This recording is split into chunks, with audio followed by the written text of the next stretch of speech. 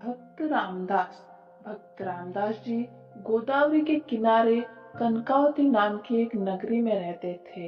वह अत्यंत दैन्य और गरीब थे। उनके पास ठीक से पहनने के लिए वस्त्र भी नहीं थे। वह रोज का रोज कमाकर अपने परिवार का भरण पोषण करते थे और आए हुए अतिथि का सत्कार करते थे।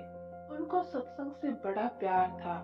वह केवल भगवत आश्रित थे। उनके पास और कोई संपत्ति नहीं थी। वह दूसरों के फटे पुराने जूते ठीक करने का काम करते थे। वो सत्संग में सबसे पीछे जाकर बैठते। जो बात समझ में आई तो आई, नहीं तो बस सुनते रहते। और जब भगवान के नाम का कीर्तन होता तो नाचने लगते।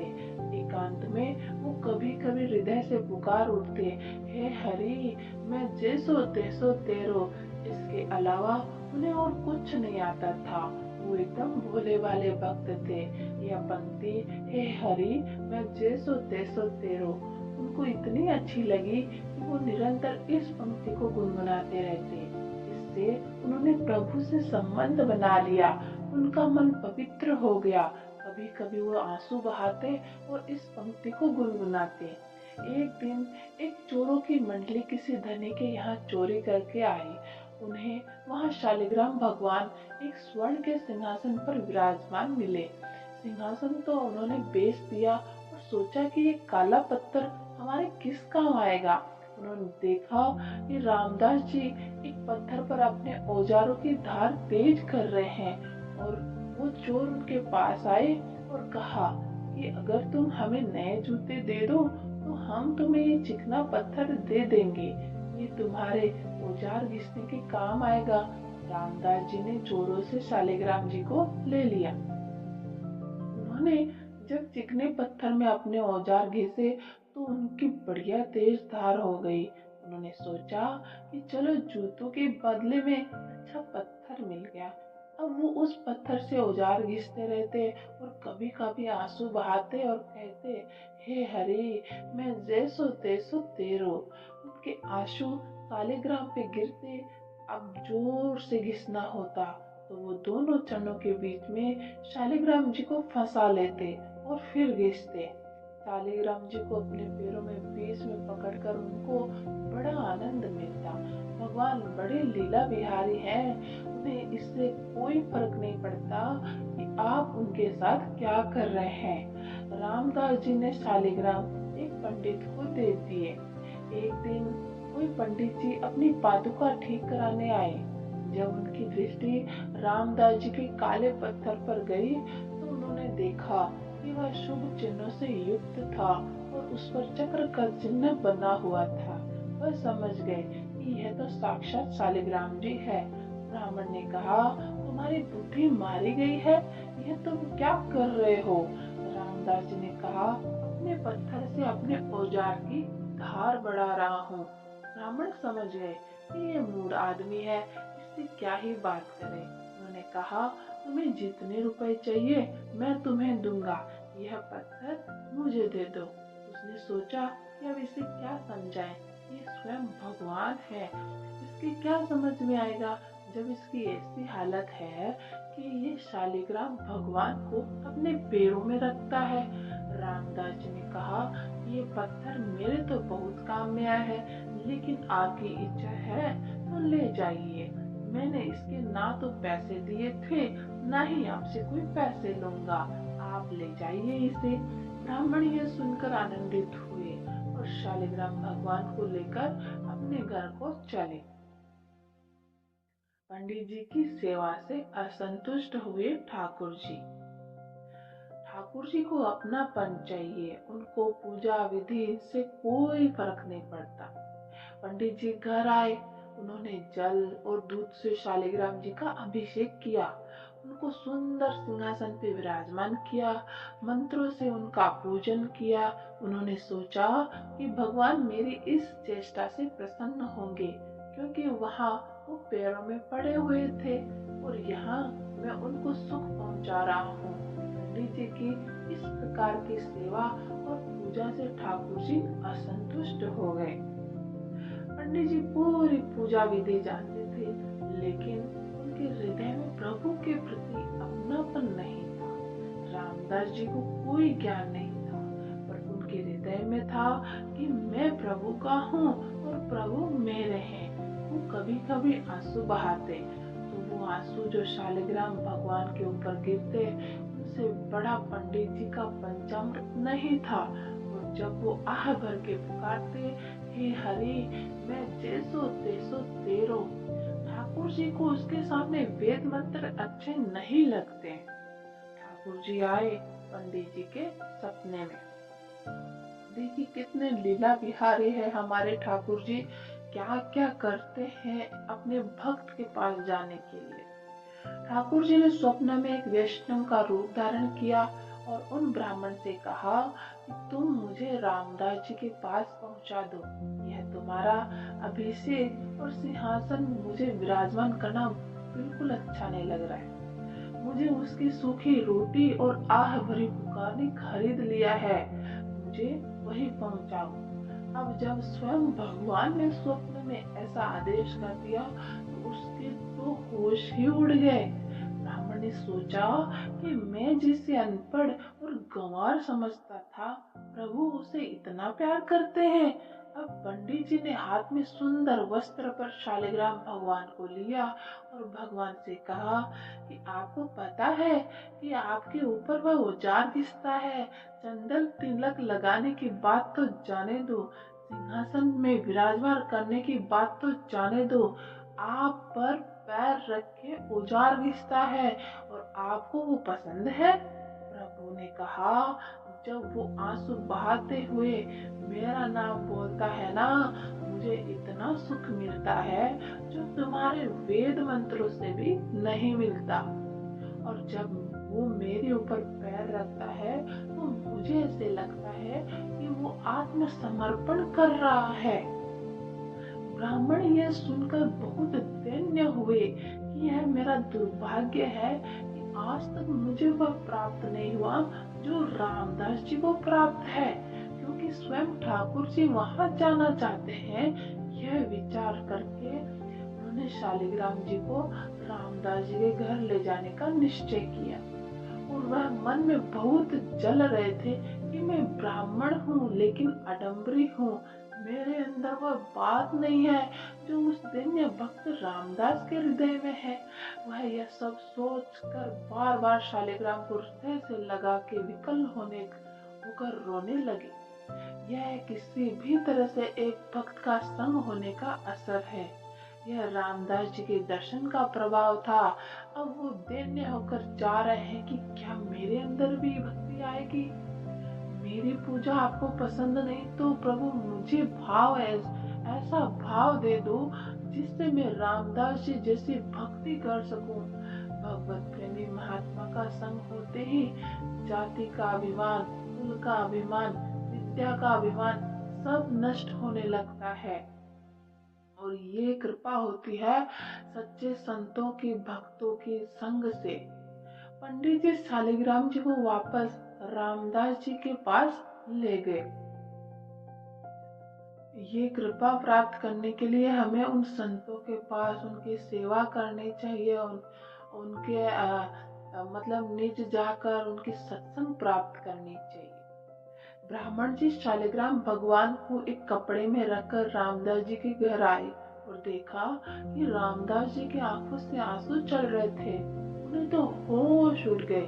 बार बार मुख से निकल रहा था, हे हरि, मैं जैसो तैसो तेरो। उनके कपड़े फटे और पुराने हैं, शरीर बहुत दुबला पतला और कमजोर है, क्योंकि खान पान की उचित सामग्री उनके पास है नहीं।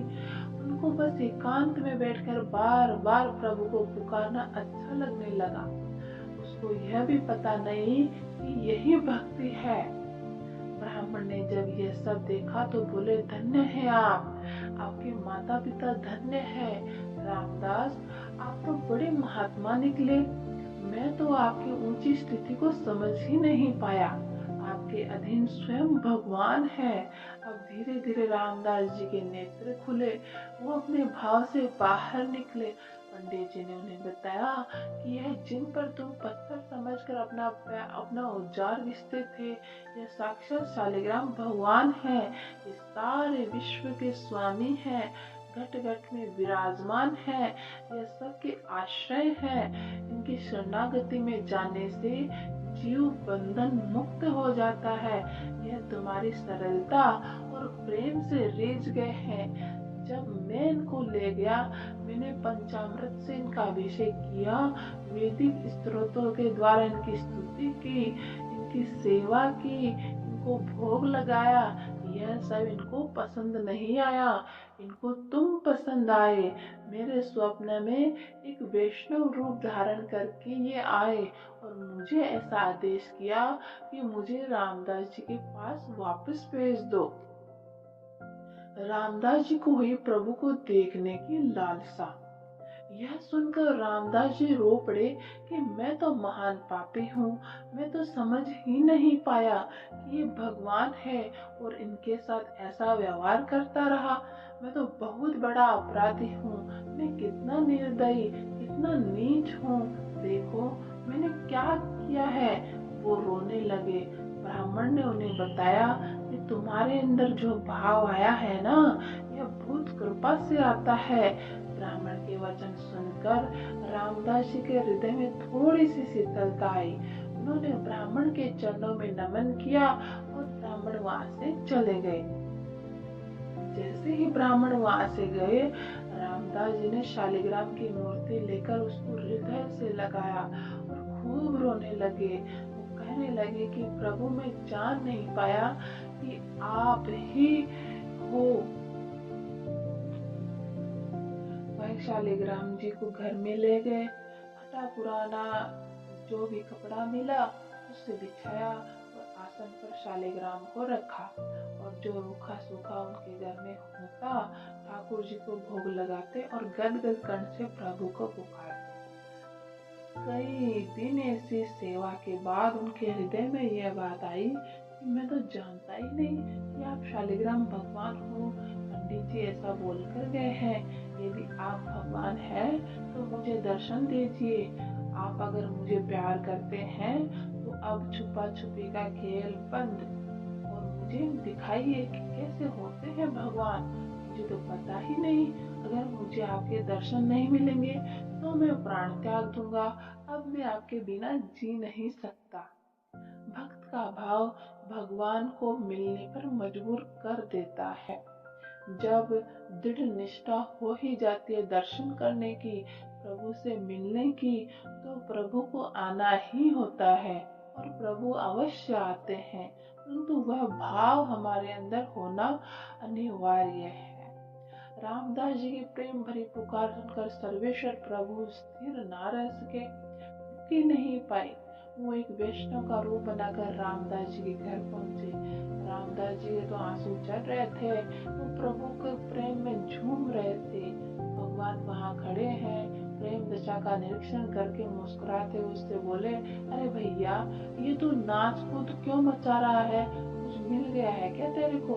रामदास जी को आवाज सुनाई दी तो उन्होंने आंख खोल के देखा कि कोई वैष्णव है। उन्होंने उन्हें साष्टांग दंडवत की। उन्होंने वैष्णव से कहा कि जब से ये शालिग्राम मिले हैं तब से मेरे हृदय में कुछ हो रहा है, बेचैनी हो रही है, मुझसे जिया नहीं जा रहा है।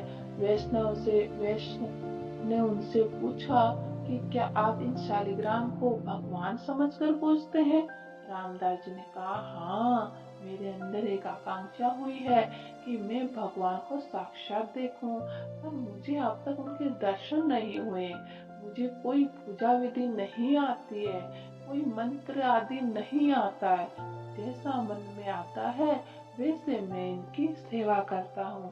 क्या दीन दयालु प्रभु मुझ पर रीझ जाएंगे? ऐसा कहकर रामदास जी चिल्ला चिल्ला कर रोने लगे। रामदास जी को मिले भगवान। वैष्णव ने कहा कि यह बात तो ठीक नहीं है। भगवान बड़े बड़े योगियों मुनियों की तपस्या से भी उनको दर्शन नहीं देते, तो तुम जैसे मनुष्य को भगवान कैसे दर्शन देंगे? मेरी बात मानो, ये दर्शन की बात छोड़ो और अपना काम धंधा करो। थोड़ी देर रोज भजन साधन कर लिया करो। वैष्णव की यह बात सुनकर मानो रामदास जी का हृदय फट गया। उनकी आंखें खुली की खुली रह गई। उन्होंने कहा, वैष्णव देवता, आपका कहना सत्य है। मैं भगवत साक्षात्कार का बिल्कुल अधिकारी नहीं हूँ, पर मैं क्या करूँ, मुझसे जिया नहीं जाता। मेरे स्वामी बड़े करुणा सिंधु हैं, चाहे जो कुछ हो मुझे दर्शन मिलेंगे।